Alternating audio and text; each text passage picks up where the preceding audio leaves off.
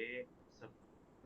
अब देखो इक्विलिब्रियम का मतलब है कि उसकी जो टॉर्क है बैलेंस हो जानी चाहिए, है ना। यहाँ पर ये जो बॉडी अगर ये रोल करते वैसे जाएगी तो इसमें फ्रिक्शन लगेगी इधर, ठीक है। नॉर्मल रिएक्शन लगेगा ऐसे,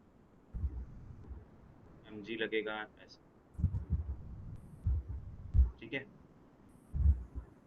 और की फोर्स लगेगी, mg लग गया, नॉर्मल लग गया, फ्रिक्शन लग गया, बस और तो कोई लगेगी, ठीक है।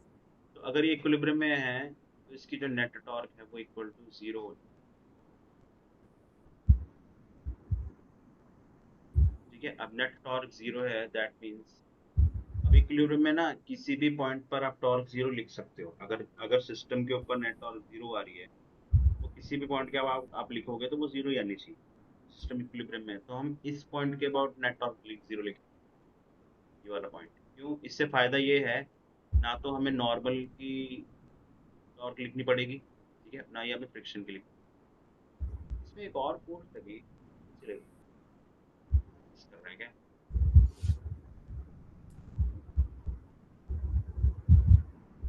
क्या लगेगा इस और, ओ क्यूई, क्यूई भी फील्ड। यस। ऊपर, क्यूई इधर लगेगा और इसके ऊपर क्यूई इधर लगेगा। कोई सोचा कुछ मिस हो रहा है, ठीक है। तो अब ये जो क्यूई का टॉर्क है, ठीक है, वो mg के टॉर्क को बैलेंस करेगा। बाकी फ्रिक्शन का टॉर्क, नॉर्मल का टॉर्क, और ये जो माइनस मतलब माइनस क्यू चार्ज के ऊपर जो क्यू लग रहा है, इन तीनों का टॉर्क जीरो होगा, क्योंकि वो पॉइंट ऑफ रोटेशन से ही पास कर रहे हैं। हम इस पॉइंट के बाद टॉर्क लिखेंगे, इसको हम ओ पॉइंट बोल देते हैं। Net torque about O point is zero. तो net torque about O point, इसको लिखने के लिए ये दोबारा बनाते हैं।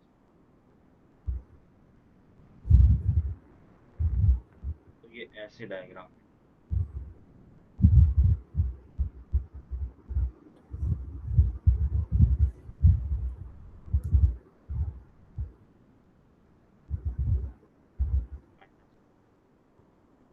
इसके लिए ना हमें थोड़ा ये वाला जो डिस्टेंस है ये कैलकुलेट करना, तो उसके लिए आपको ये एंगल पता होना चाहिए। ये वाला जो एंगल है ना, ये वही होगा जो इंक्लाइन प्लेन का होगा, क्योंकि हमारा जो नॉर्मल है वो ऐसे लग रहा होगा और ये वर्टिकल है। तो नॉर्मल जो रिएक्शन होता है उसका वर्टिकल के साथ एंगल वही वाला होता है जो इंक्लाइन प्लेन का होता यस सर। है। ये थीटा है तो ये भी थीटा होगा, है ना। ये थीटा है, और ये जो है ये आपका 2r हो गया, डायमीटर इज 2r, है ना। तो इसका जो ये वाला डिस्टेंस है ये कितना हो जाएगा, ये हो जाएगा आपका r साइन। ये समझ में आ रहा है, ये वाला यस। डिस्टेंस। Yes sir. तो 2r साइन थीटा, और ये जो क्यूई फोर्स है वो ऐसे लग रही है, क्यूई। तो टॉर्क लिखने के लिए आपको आर परपेंडिकुलर, ये आपका आर परपेंडिकुलर हो गया क्यूई का, ठीक है। आर परपेंडिकुलर वाला कॉन्सेप्ट पता है आपको? Yes sir. ये क्यूई का लाइन ऑफ एक्शन है, इसका आर परपेंडिकुलर हो गया 2r साइन थीटा। तो ये torque due to q E force है, और ये इस पॉइंट के रिस्पेक्ट में इसको ऐसे रोटेट कर रहा है, ठीक है। और अब जो mg है वो यहाँ लग रहा है ऐसे। mg जो है वो यहाँ से r डिस्टेंस पे लग रहा है, r डिस्टेंस। उसका जो टॉर्क हो जाएगा, ये टॉर्क ड्यू टू क्यूई हो गया, टॉर्क ड्यू टू mg हो जाएगा आपका r साइन, सॉरी mg।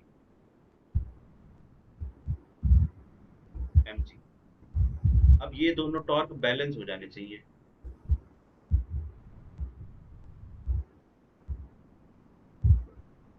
तो r sine theta mg is equal to r sine theta, r sine theta कहते हैं, e की वैल्यू हो जाएगी mg अपॉन, ओके सर। हाथ से चेक करो एक बार।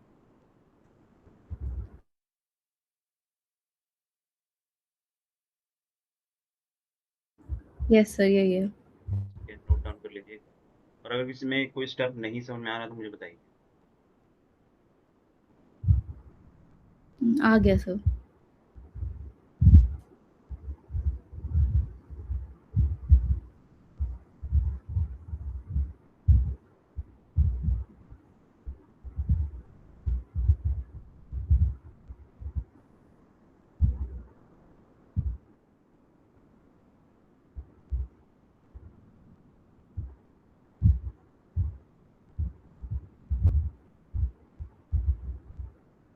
Done sir.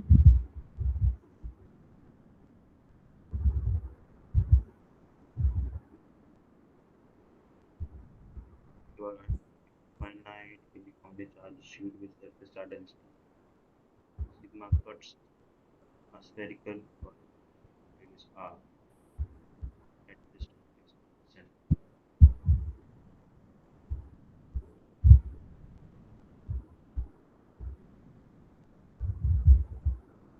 as shown in the figure.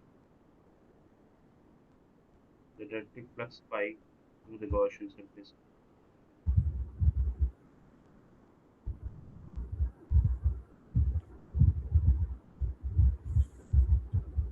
एक स्फीयर है, then जैसे एक शीट पास कर रही है,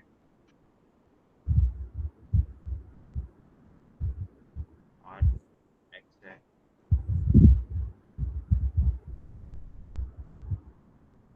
इसको अगर मैं d डिस्टेंस बोल लूँ, ठीक है, तो इसका जो एरिया होगा, प्रोजेक्टेड एरिया, वो ये हो जाएगा,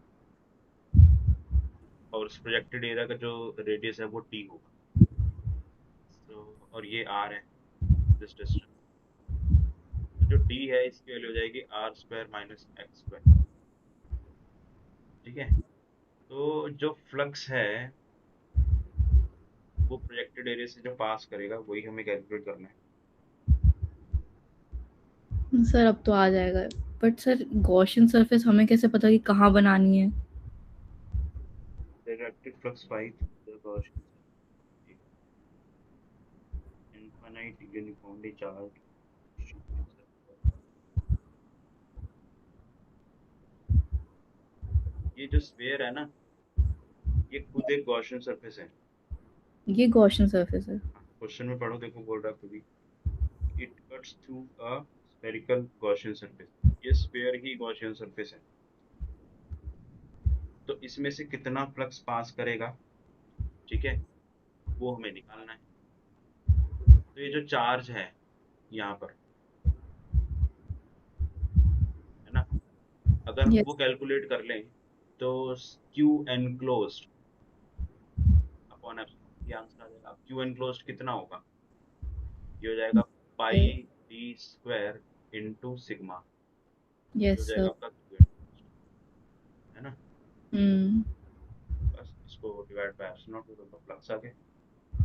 सर फ्लक्स सिर्फ इसी एरिया का होगा? नहीं नहीं, फ्लक्स इस एरिया का नहीं है, फ्लक्स इस पूरे स्फीयर में से पास कर रहा है, लेकिन हमारा जो चार्ज है वो तो सिर्फ इतने एरिया में ही होगा ना।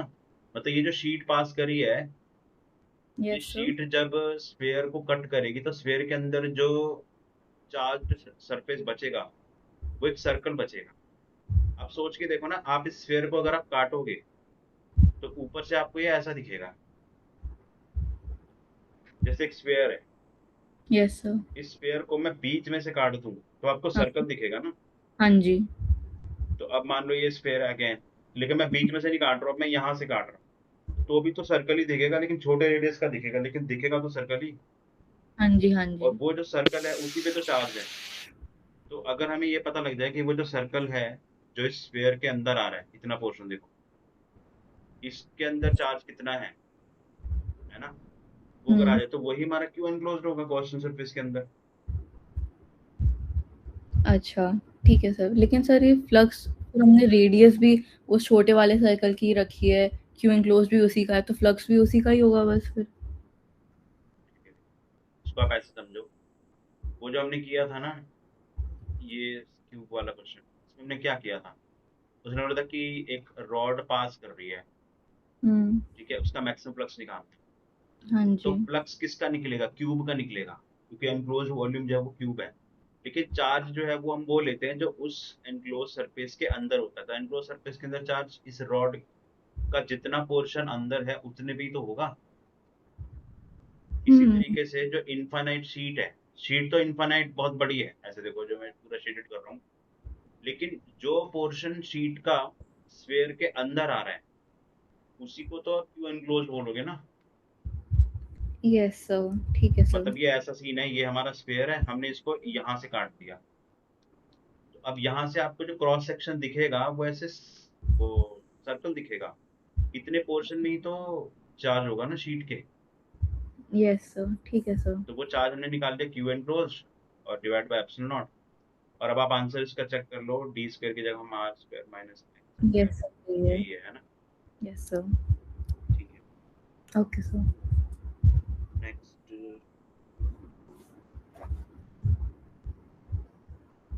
To large thin uniformly charge sheets A and B with charge density sigma is equal to are placed perpendicular to each other. The angle made by the electric field lines with sheet A. ये note down कर लिया आपने? एक second sir. Yes sir, हो गया।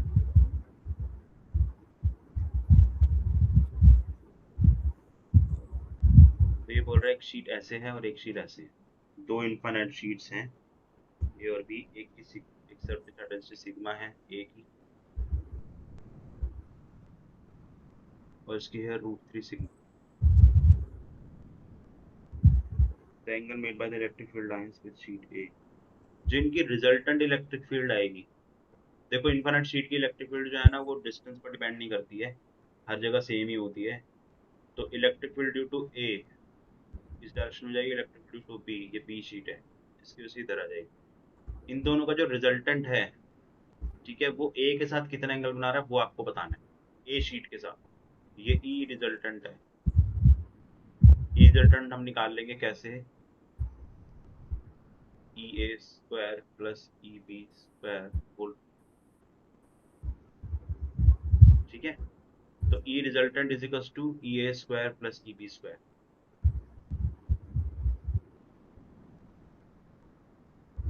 ठीक है, अब ये जो ई रिजल्टेंट है, ठीक है, इसका एंगल ए के साथ निकालने, मतलब इस शीट के साथ, इस शीट के साथ मतलब ये वाला एंगल चाहिए उसको, इसको हम अल्फा बोल देते हैं।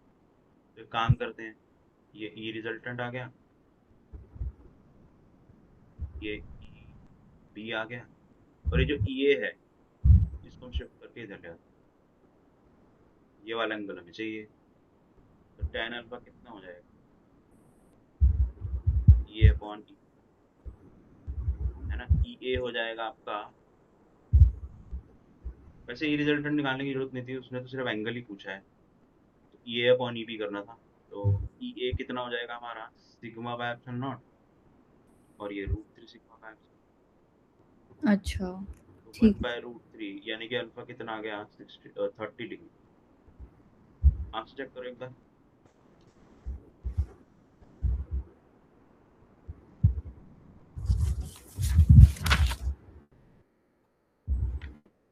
30 डिग्री ही है सर, हाँ। Just 1 minute. और आपको मेरे को बुरा लगा, क्या हुआ?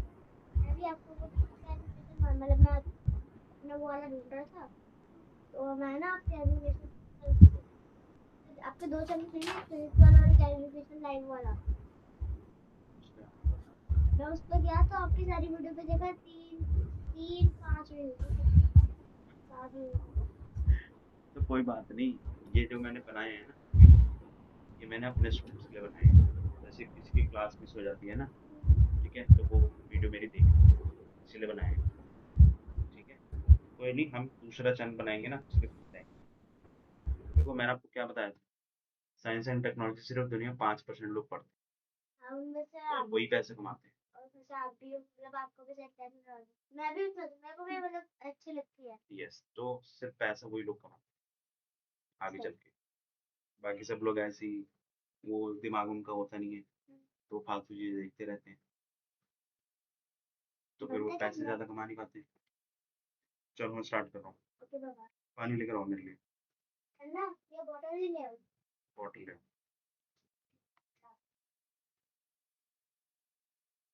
Okay next.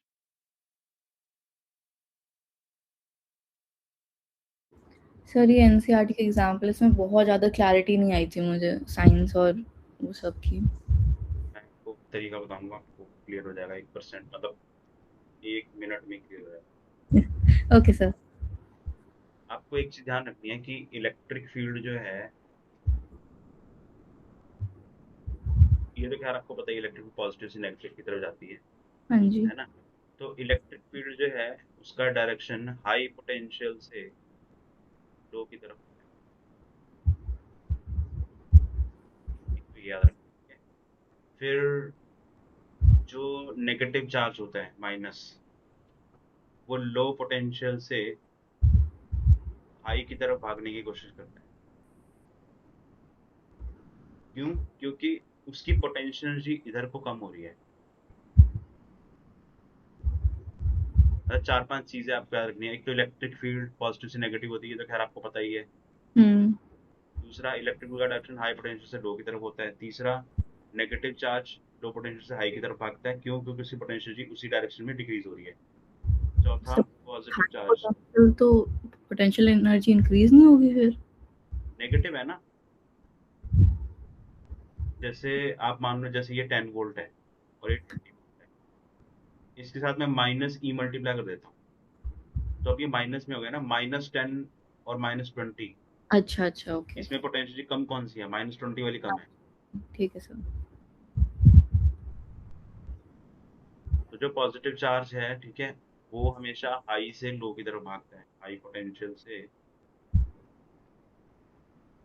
लो पोटेंशियल की तरफ भागता है। क्यों? क्योंकि इसमें, इस डायरेक्शन में इसकी पोटेंशियल डिक्रीज होती है। तो कोई भी चार्ज या कोई भी दुनिया में जो सिस्टम है, अगर वो ऑटोमेटिकली मूवमेंट कर रहा है और उसमें पोटेंशियल रिलेटेड है, तो वो उसका ऑटोमेटिकली जो मूवमेंट है वो हमेशा उस डायरेक्शन में होगा जो पोटेंशियल एनर्जी, मतलब जहाँ पोटेंशियल डिक्रीज हो। ये ओके, नेचर का लॉ है, लॉ ऑफ नेचर। ठीक है कि अगर सर। किसी भी सिस्टम में पोटेंशियल एनर्जी लिंक्ड है, तो उसमें सिस्टम ऑटोमेटिकली उसी डायरेक्शन में मूव करेगा जहाँ उसकी पोटेंशियल एनर्जी मिनिमाइज हो रही है। तो अब ये चार चीजें जो है, ये आप नोट डाउन कर लो या फोटो खींच लो। अब इसके बेसिस पे हम ये सारा कर सकते हैं।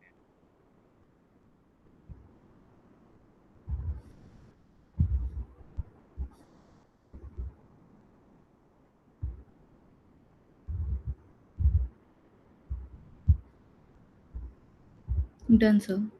ये जो आपने एनसीईआरटी का फिगर भेजा है, एग्जाम्पल 2.3 है, इसमें पॉजिटिव नेगेटिव चार्ज बने हुए हैं। तो इसमें कौन से वाले पार्ट में आपको डाउट? सर पहला तो हो गया था ठीक है, सी डी और ई में। तो हम सी डी डायरेक्टली करते हैं। तो ये पॉजिटिव चार्ज है, इधर बी है, इलेक्ट्रिकल का डायरेक्शन है। फिर नेगेटिव चार्ज है, इधर ए है, इधर बी है, इलेक्ट्रिकल का डायरेक्शन ऐसे है। अब वो सेम पूछ रहा है, give the sign of the work done by the field in moving a small positive charge from, positive charge को क्यू से पी लेके जा रहे हैं। एक पॉजिटिव चार्ज को क्यू से पी लेके जा रहे हैं। देखो, वर्क डन पॉजिटिव तब होगा जब फोर्स और डिस्प्लेसमेंट सेम डायरेक्शन में होंगे, और अगर फोर्स और डिस्प्लेसमेंट अपोजिट डायरेक्शन में होंगे तो वर्क डन नेगेटिव होगा। तो इसमें नेगेटिव होगा। तो हाँ, इसमें जो work done by the field, field का वर्क डन पूछ रहे हैं ना, तो फील्ड जो है वो इस डायरेक्शन में है, हम्म। डिस्प्लेसमेंट इस डायरेक्शन में है, और चार्ज भी पॉजिटिव है। ठीक है, तो जो वर्क डन है वो नेगेटिव हो जाएगा, सी सर अगर वाले पार्ट। चार्ज नेगेटिव होता तो? चार्ज नेगेटिव होता तो, एक इलेक्ट्रिक फील्ड का वर्क डन, देखो वर्क डन होता है force into displacement to cos theta. तो फोर्स हो जाएगा -E × E। अब क्योंकि फोर्स में इलेक्ट्रॉन की वजह से डायरेक्शन अपोजिट हो गया है, तो उस केस में वर्क डन का साइन चेंज हो जाता है, पॉजिटिव आ जाता है। क्यों? क्योंकि इस केस में इलेक्ट्रिक फील्ड का फोर्स भी इधर ही लग रहा है। मैंने बताया था ना, नेगेटिव चार्ज पे जो इलेक्ट्रिक फील्ड की वजह से फोर्स लगेगा वो किधर लगेगा? Opposite to the electric field. यानी कि नेगेटिव चार्ज होता तो उस पे जो फोर्स लगता है वो इधर लगता, और डिस्प्लेसमेंट भी इधर ही है, तो वर्क डन पॉजिटिव हो जाता। अच्छा, जो ठीक है। पॉजिटिव चार्ज है उसके ऊपर इलेक्ट्रिक फील्ड की वजह से फोर्स इधर लगता है, means hmm. Along the electric field, तो इसलिए हाँ। वर्क डन नेगेटिव हो गया। अच्छा, ठीक है सर, ओके।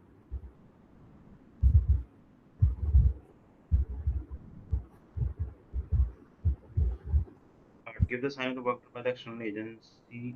अब ये एक्सटर्नल एजेंसी की बात कर रहे हैं। ठीक है, work done by the external agency in moving a small and negative charge from B to A. इधर से इधर लेके जा रहे हैं नेगेटिव चार्ज को, और एक्सटर्नल एजेंसी की बात। एक्सटर्नल एजेंसी मतलब बाहर से फोर्स लग रही है, वो इसको इधर को इधर से इधर को लेके जा रहा है। ठीक है, तो जो वर्क डन है, फोर्स तो इधर ही लगा रहे हैं, डिस्प्लेसमेंट भी इधर ही कर रहे हैं, इसका वर्क डन पॉजिटिव आएगा, क्योंकि हमें इलेक्ट्रिक फील्ड का डायरेक्शन नहीं देखना है।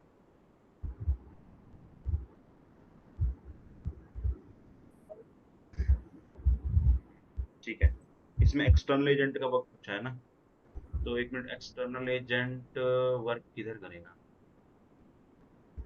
नेगेटिव चार्ज को किधर लेके जा रहा है। हाँ ठीक है, पॉजिटिव आएगा। ठीक है, क्या आंसर है इसका, देखो जरा।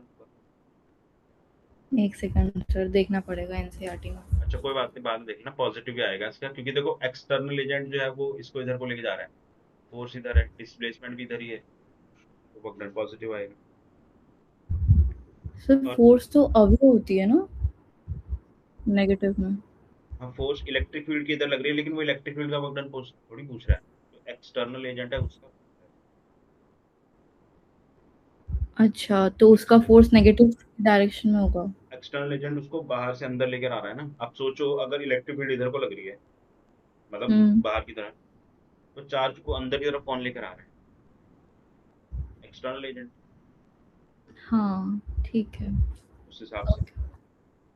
क्योंकि अगर एक्सटर्नल एजेंट भी बाहर की तरफ ही फोर्स लगाएगा और इलेक्ट्रिक फील्ड बाहर की तरफ ही लगाएगा, तो चार्ज तो बाहर ही चला जाएगा ना, अंदर कैसे आएगा, उसको अंदर लेकर आ रहा ठीक। है एक्सटर्नल एजेंट।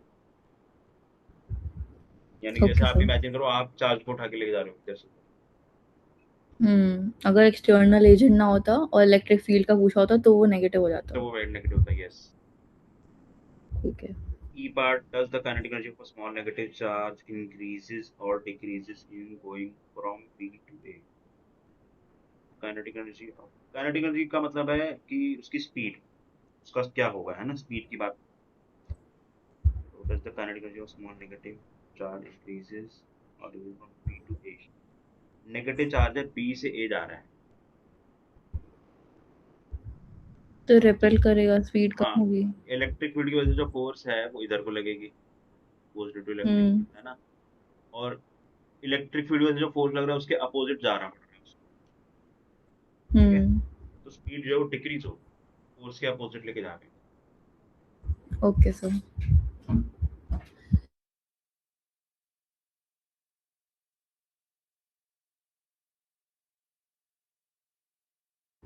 ठीक है सर, हो गया। ठीक है,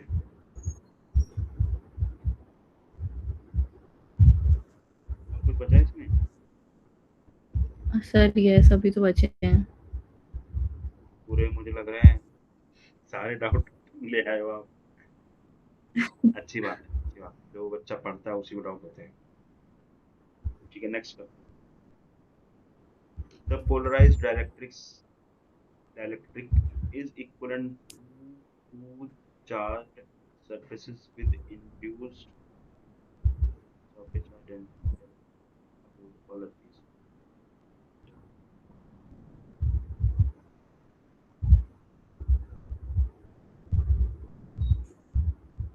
The polarized dielectric is equivalent to a two charged surfaces with induced surface charge densities heavy. Alright, सही बात है। The surface charge density arises from bound charges of the dielectric. तो ये ठीक है, इसमें मतलब क्या प्रॉब्लम है बताओ, इसमें क्या डाउट है। सर क्वेश्चन नहीं समझ आया मुझे, क्या आप बोल रहा है ये। पोलराइज्ड डाइलेक्ट्रिक मतलब जो कैपेसिटर के अंदर हम डाइलेक्ट्रिक डालते हैं ना, उसी की बात कर रहे हैं। ये हमने डायग्राम बनाया भी था। जैसे मान लो ये पॉजिटिव चार्ज, इसके जस्ट हम्म। अपोजिट में यहाँ नेगेटिव चार्ज आके इकट्ठा हो जाएगा, हाँ। इधर पॉजिटिव चार्ज इकट्ठा होगा, क्योंकि कैपेसिटर की जो ये वाली प्लेट है इधर नेगेटिव चार्ज। हाँ जी। ठीक है, तो ये पॉजिटिव चार्ज और ये नेगेटिव चार्ज। हाँ।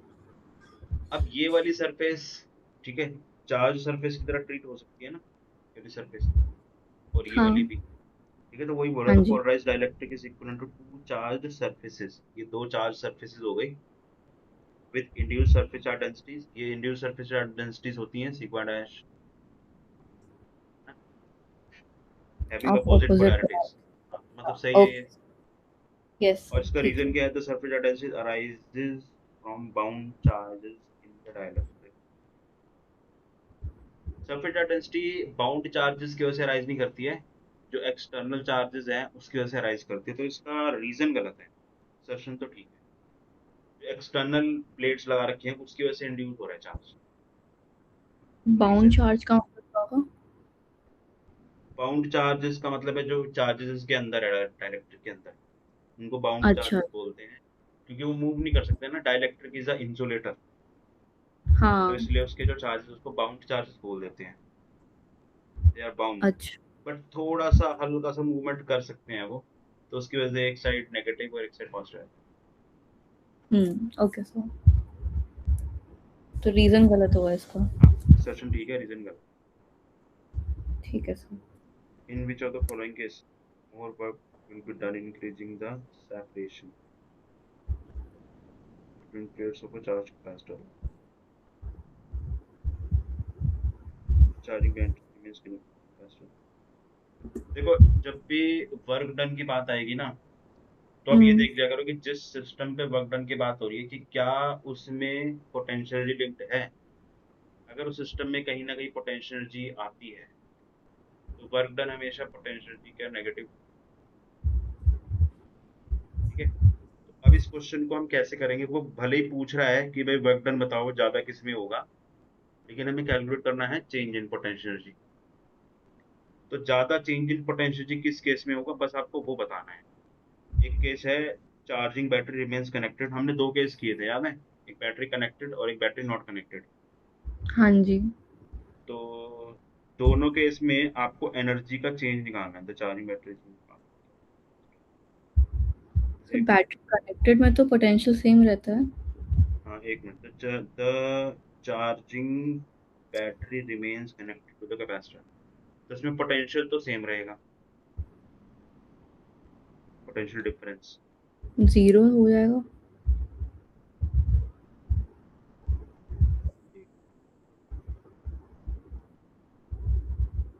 द चार्जिंग बैटरी रिमेन्स, तो इस केस में तो पोटेंशियल एनर्जी का चेंज आएगा ही नहीं, क्योंकि डेल्टा भी सेम रहेगा।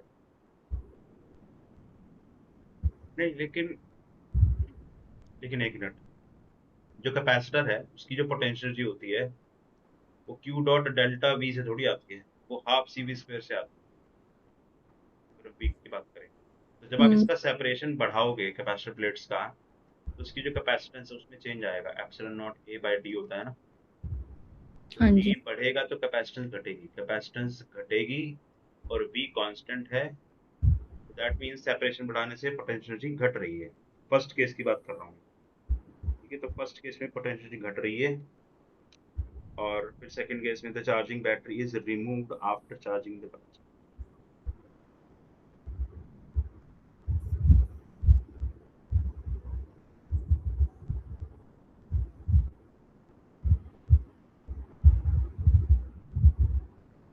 अब सेकंड केस में जो आपने बैटरी रिमूव कर दी, मतलब क्यू कांस्टेंट रहेगा, हम्म। तो क्यू स्क्वायर बाय टू सी, इसकी बात करें तो अच्छा। क्यू तो कांस्टेंट है सेकंड वाले हाँ केस में, जी। और आप सेपरेशन बढ़ा रहे हो तो सी घट रहा है, सी घट रहा है तो पोटेंशियल एनर्जी बढ़ेगी। बढ़ रही है। Okay sir. तो इस केस में पोटेंशियल एनर्जी घट रही है, और इस केस में पोटेंशियल एनर्जी बढ़ रही ठीक है सर। ओके। है ना। तो हो जाएगा आगे, है ना। यस सर, हो जाएगा। Next, concentric potential surface due to charge object placed at the center are shown. Polarity of the charge.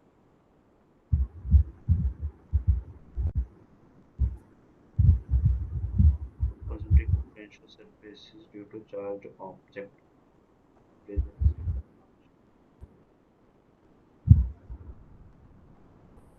ये तो बड़ा आसान है।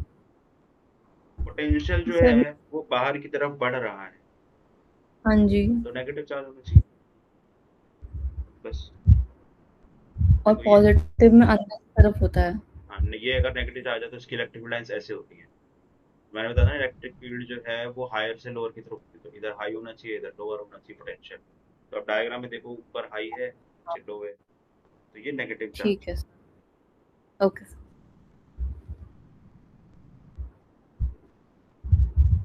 Charges 2q minus 2q are placed at this unit. This next. coordinates of the point at which electric field density is 0 will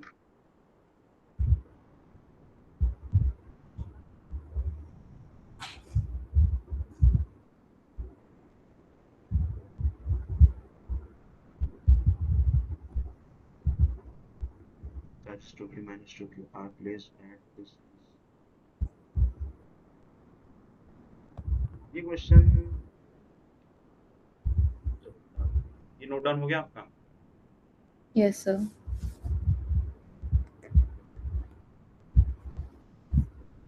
a, 0 इधर है, इधर इसने 2q रखा हुआ है, फिर माइनस a, 0 इधर q, सॉरी माइनस q है। The coordinates of the point at which the electric field density is 0. Electric field density 0 होगी। देखो जब भी अपोजिट चार्जेस होते हैं ना तो उसमें बीच में तो कभी इलेक्ट्रिक 0 हो ही नहीं सकती, ठीक है। और यहाँ पर भी इलेक्ट्रिक फील्ड 0 नहीं हो सकती। क्यों? क्योंकि ये वाला पॉइंट 2q के ज्यादा नजदीक है और माइनस q से दूर है, तो 2q की वजह से इलेक्ट्रिक फील्ड इधर और माइनस 2q की वजह से माइनस q की वजह से इधर, लेकिन 2q की इलेक्ट्रिक फील्ड हमेशा ज्यादा होगी। क्यों? क्योंकि वो नजदीक है। तो यहाँ पर अच्छा कभी भी 0 नहीं हो सकती, और यहाँ पर वैसे ही 0 नहीं हो सकती क्योंकि 2q की वजह से इलेक्ट्रिक फील्ड इधर और इसकी वजह से भी इधर, इधर सेम ओके। डायरेक्शन है इसलिए 0 नहीं हो सकती। यहाँ पर इसलिए 0 नहीं हो सकती क्योंकि 2q हमेशा नजदीक रहेगा as compare to minus q। भले ही दोनों की इलेक्ट्रिक फील्ड अपोजिट है लेकिन 2q की इलेक्ट्रिक फील्ड हमेशा ज्यादा होगी, तो वो कैंसिल नहीं कर पाएगा। यहाँ ठीक है 0 हो सकती है। ठीक है सर, समझ। तो ये रीजन कौन सा है? ये region x less than minus a, ये आंसर है। Okay sir. मतलब इस रीजन में इलेक्ट्रिक फील्ड 0 हो सकती है बस। ठीक है सर।